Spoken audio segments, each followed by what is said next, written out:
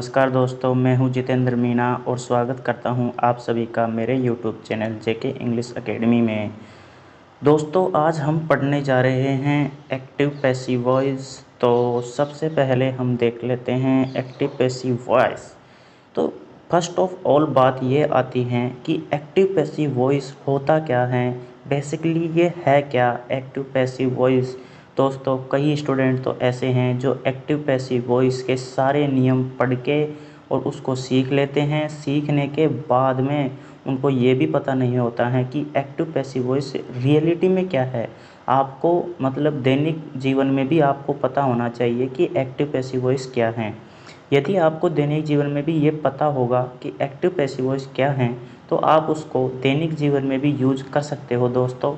और उसको यूज करके आप कई प्रकार के जो एक्टिव सेंटेंस हैं उनको आप पैसिव में बदल सकते हो, और जो पैसिव सेंटेंस हैं उनको आप एक्टिव में बदल कर बोल सकते हो। और अपनी जो स्पीच है उसको आप इफ़ेक्टिव बना सकते हो। स्पीच का मतलब आपका जो इंग्लिश में बोलने का तरीका है उसको आप बहुत ज़्यादा इफ़ेक्टिव बना सकते हो, क्योंकि दोस्तों कहते हैं कि first impression is the last impression. तो दोस्तों, इसी के तहत हम बात करते हैं आगे। तो दोस्तों, आखिर ये एक्टिव पैसिव वॉइस है क्या, इसकी एक आप अपन जो है एक बेसिक डिटेल देखेंगे। दोस्तों, एक्चुअली में होता क्या है कि मैंने आपको पढ़ाया था ट्रांजिटिव वर्ब और इंट्रांजिटिव वर्ब। यहाँ पर मैंने दे रखा है कि transitive verb have two voice. Transitive जो वर्ब है वो दो प्रकार की वॉइस रखती हैं, जिसमें एक है एक्टिव वॉइस और दूसरा है पैसिव वॉइस। अब दोस्तों, बात ये है कि मैंने आपको पढ़ाया है ट्रांजिटिव वर्ब और इंट्रांजिटिव वर्ब, दोनों मैंने आपको पढ़ा चुका हूँ। मैं आपको विद एग्जांपल पढ़ा चुका हूँ। लेकिन दोस्तों, अगर आपने वो नहीं देखा है तो आप प्लीज़ एक बार उन वीडियोज़ को देखें, ताकि आपको पता चल सके कि यार ये ट्रांजिटिव वर्ब होता क्या है और इंट्रांजिटिव वर्ब होता क्या है। ये वर्ब के ही प्रकार, दोनों जो हैं वर्ब के ही प्रकार हैं, क्रिया के ही प्रकार हैं। लेकिन फिर भी जब मैं ट्रांजिटिव वर्ब की बात आती है तो ट्रांजिटिव वर्ब को मैं ऐसे डिनोट आपको बता देता हूँ ट्रांजिटिव वर्ब के बारे में। जो वर्ब अपना जो इफ़ेक्ट हैं वो डायरेक्ट जो हैं ऑब्जेक्ट के ऊपर ट्रांसफ़र कर देती हैं, वो ट्रांजिटिव वर्ब होती हैं। जैसे दोस्तों, मैं एग्जांपल दूँ आपको, ये वाला एग्जांपल मैंने दे दिया। जैसे कि दोस्तों, Ram writes a letter. Ram एक लेटर लिखता है।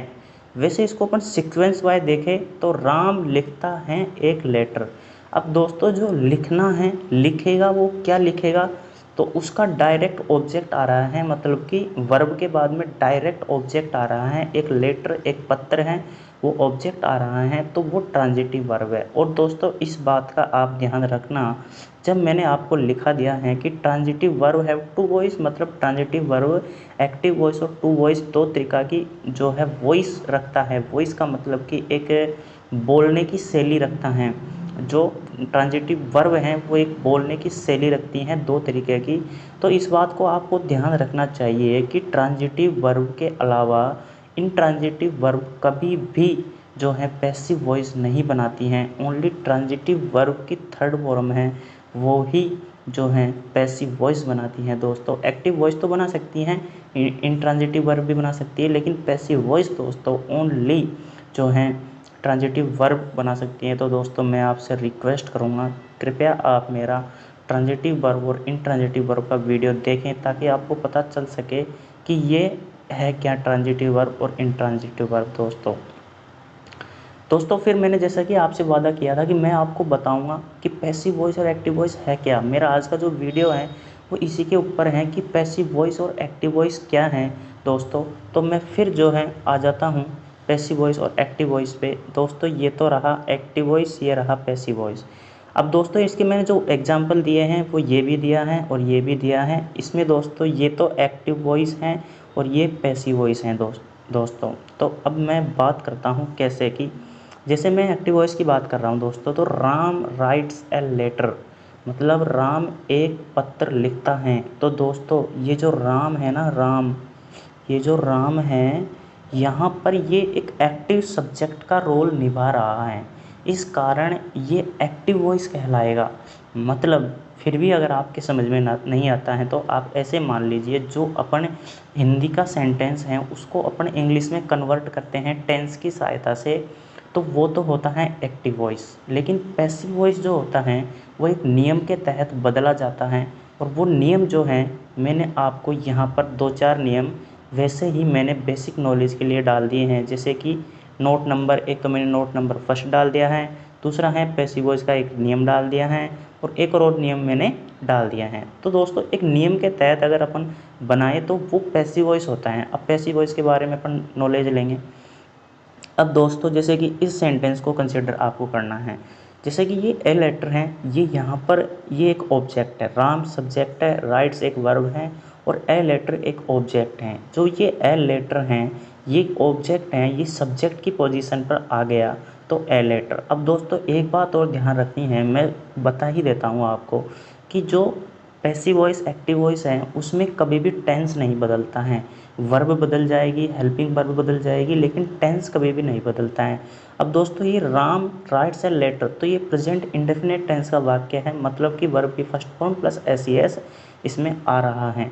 तो दोस्तों अब इसका जो पैसिव वॉइस बनेगा वो ऐसे बनेगा, जो ये ए लेटर हैं ये एक ऑब्जेक्ट हैं, इसको सब्जेक्ट की पोजीशन पर मैं ले आया दोस्तों। अब दोस्तों ए लेटर एक सिंगुलर है या फिर प्लूरल है, सिंगुलर नाउन है ये दोस्तों, इसकी जगह पर मैंने इज रख दिया दोस्तों। और जो राइट है, राइट एक ट्रांजिटिव वर्ब है, और ट्रांजिटिव वर्ब की थर्ड फॉर्म जो है वो राइटन है। और दोस्तों बाई एक एजेंट के रूप में यूज लिया जाता है, और बाई राम यहाँ पर आएगा। मैं बहुत माफ़ी चाहता हूँ आपसे कि मैंने यहाँ पर लेटर लिख दिया गलती से, लेकिन यहाँ पर राम आएगा दोस्तों।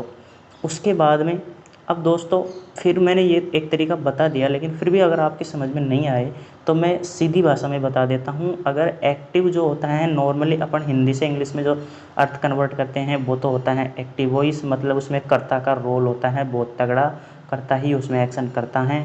दूसरा जो पैसिव वॉइस है उसमें कर्ता का ज़्यादा रोल नहीं कर्ता का रोल नहीं रहता है, उसमें जो रोल रहता है वो ऑब्जेक्ट का रहता है और वर्ब का रहता है। मतलब जैसे कि दोस्तों मैंने ये पैसिव वॉइस लिखा है तो इसका अर्थ जो है वो मैं ऐसे निकालूंगा, a letter is written by Ram. Ram यहाँ पर अपन को करना है दोस्तों।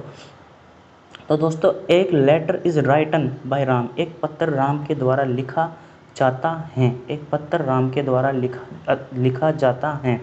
तो दोस्तों ऊपर वाले सेंटेंस में राम के ऊपर पूरा फोकस हो रहा है, राम राइट ए लेटर, मतलब कि राम लेटर लिख रहा है। लेकिन नीचे वाला जो सेंटेंस है उसमें राम के ऊपर इतना इफेक्ट नहीं डल रहा है दोस्तों, उसमें जो इफेक्ट जो डल रहा है वो राइटन के ऊपर डल रहा है। मतलब कि एक लेटर जो है वो लिखा जाता है किसके द्वारा, राम के द्वारा। अब दोस्तों मेरा आज का जो उद्देश्य था दोस्तों एक छोटा सा वीडियो बनाने का, कि भाई मैं आपको समझा सकूँ अच्छे तरीके से एक्टिव वॉइस और पैसिव वॉइस क्या होता है। अब दोस्तों एग्ज़ाम जो होती हैं अपनी, कोई सी भी एग्ज़ाम देख लो, चाहे आप एसएससी देख लो, एसएससी देख लो, सीडीएस देख लो, आप पटवारी की देख लो, और राजस्थान में हाई कोर्ट वगैरह देख लो, इनमें एक्टिव पैसिव वॉइस की भरमार आती है दोस्तों।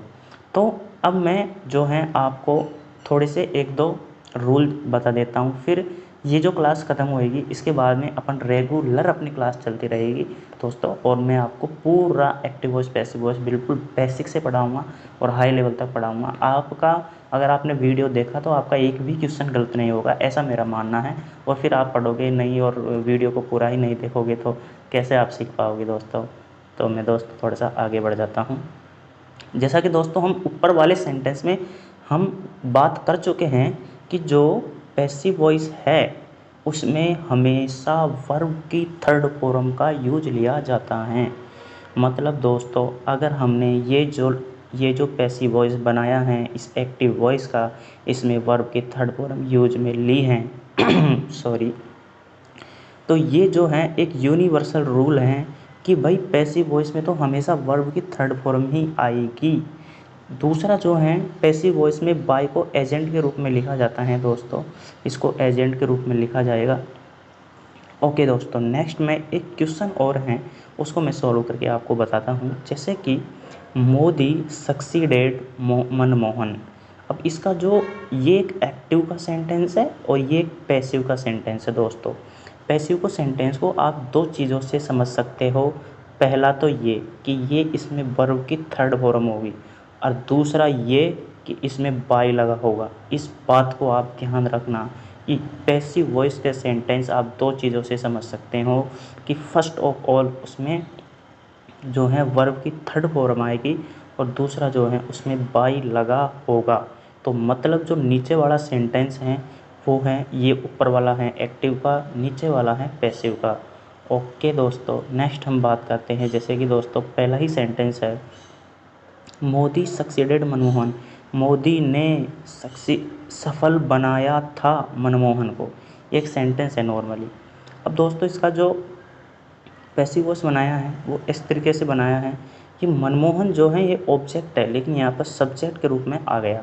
यहाँ पर जो है सक्सीडेड वर्ब की सेकंड फॉर्म है। सेकंड फॉर्म का मतलब कि ये पास्ट टेंस है।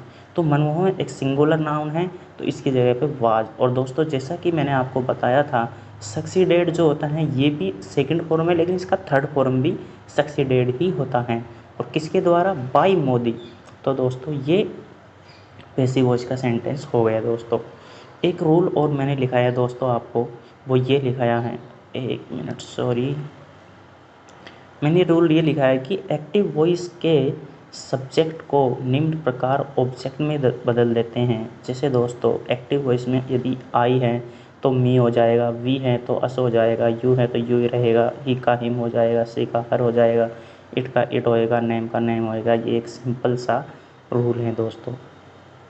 दोस्तों मैंने आज आपको कोशिश की है एक्टिव वॉइस और पैसिव वॉइस को समझाने की। और दोस्तों अगले लेक्चर में हम बाकायदा एक अच्छी क्लास लेंगे, एग्जाम्पल्स करेंगे, रूल्स लिखेंगे, सारा कुछ करके हम एक्टिव पैसिव वॉइस को पूरा करेंगे, जीरो से लेवल लेकर हाई लेवल तक। आप जो है एक्टिव पैसिव वॉइस के एसएससी सीजीएल तक के क्वेश्चनों को कर पाओगे दोस्तों। ऐसी मैं आशा करता हूँ, और इसी तरीके से मैं आपको पढ़ाऊँगा दोस्तों।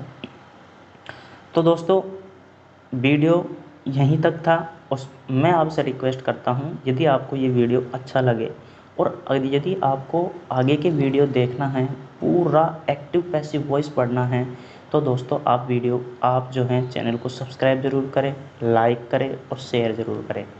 दूसरी बात दोस्तों, जो मेरे पढ़ाने का जो मोटो है वो ये नहीं है कि मैंने 2 वीडियो डाले, 2 वीडियो डालने के बाद में आपको 2 वीडियो में मज़ा तो आ गया, पढ़ने में समझ में भी आ गया, लेकिन पूरा कॉन्सेप्ट क्लियर नहीं हुआ है। जब तक पूरा कॉन्सेप्ट क्लियर नहीं हो जाता मैं वीडियो बनाता रहूँगा और आपको पूरा एक्टिव पैसिव वॉइस पढ़ाऊँगा। थैंक यू दोस्तों, बाय बाय।